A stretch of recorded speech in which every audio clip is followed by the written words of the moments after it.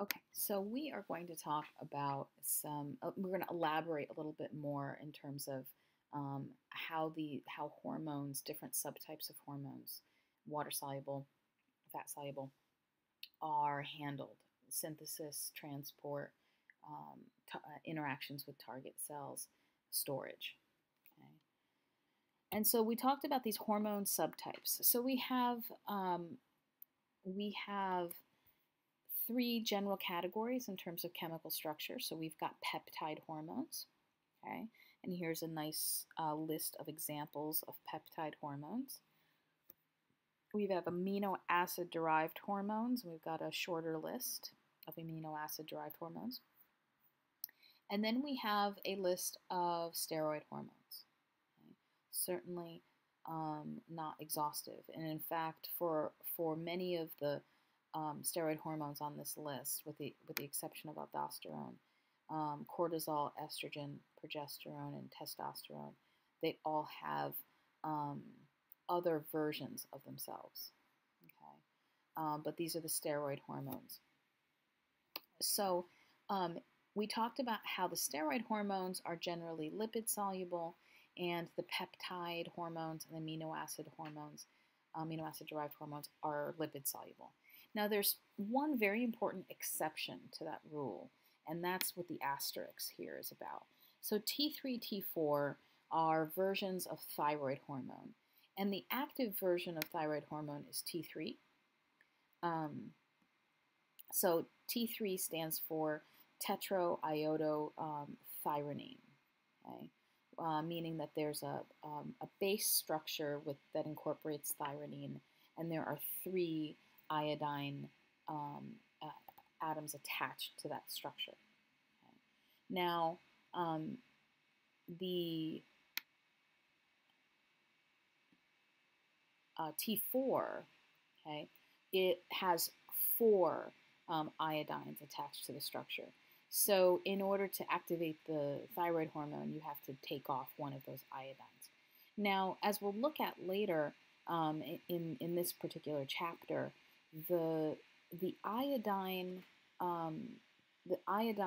atoms attached to the overall structure stabilizes the structure so that the electrons spend sort of equal time across the entire molecule, which means that T3 and T4 is nonpolar. Okay? T3 and T4 are nonpolar molecules, which means that they are actually lipid soluble. So while they belong in this box in terms of being amino acid derived hormones, they share the characteristics of steroid hormones in that they are lipid soluble. Okay, so that's the really important exception to this rule of peptide amino acid derived hormones being water soluble and steroid hormones being the lipid soluble hormones.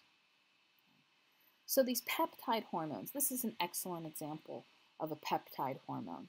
So you can see instead of, we talked about proteins having, amino acid sequences that are, very, very, very long, 20, 30, 50, 60 amino acids long or more. This hormone, which actually interestingly has two names, is only 9 amino acids long. Now, this hormone has two names for a very important reason. One name is vasopressin, or more appropriately, it's called 8-arginine vasopressin, and that actually is often abbreviated as AV. Excuse my bad handwriting here. AVP, okay? And it's also called antidiuretic hormone, and abbreviated ADH. Now this is the same, these two names are given to the same hormone. Now interestingly, this is a hormone, a peptide hormone, that was discovered in two different branches of systems physiology. So it was discovered by the renal physiologists and named antidiuretic hormone because of its effects on diuresis, which is the elimination of water. So what they found was that this ADH, antidiuretic hormone, caused animals to hold on to water, to retain water. Right? It blocked diuresis.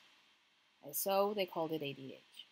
Now, cardiologists or cardiovascular physiologists discovered arginine vasopressin and called it vasopressin because they identified this protein, this polypeptide, as having pressor effects on the circulatory system.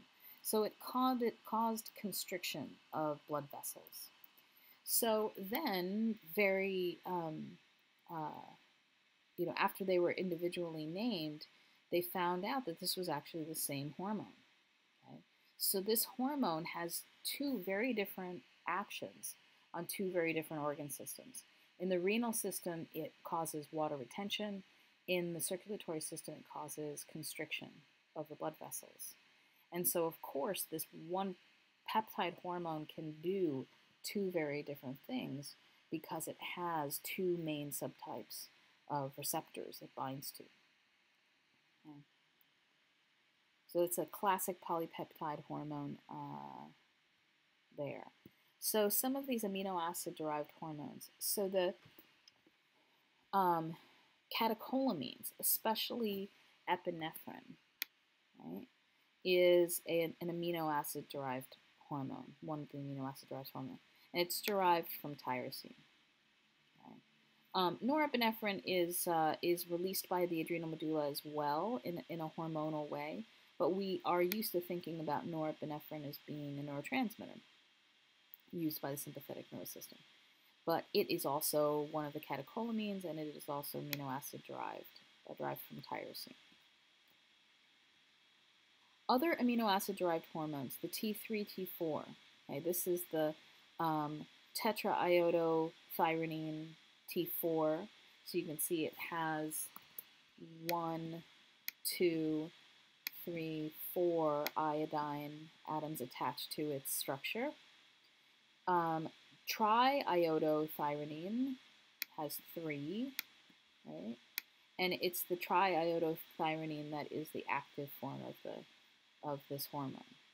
So these two amino acid derived hormones, T4 and T3, thyroid hormone, actually is nonpolar and lipid soluble, as I mentioned, which is an exception to that rule. And then all steroid hormones are derived from cholesterol. Okay? So they all have this four-ringed structure, this four-ringed cholesterol structure that is then modified to produce the various steroid hormones. And we'll actually look at how that process occurs.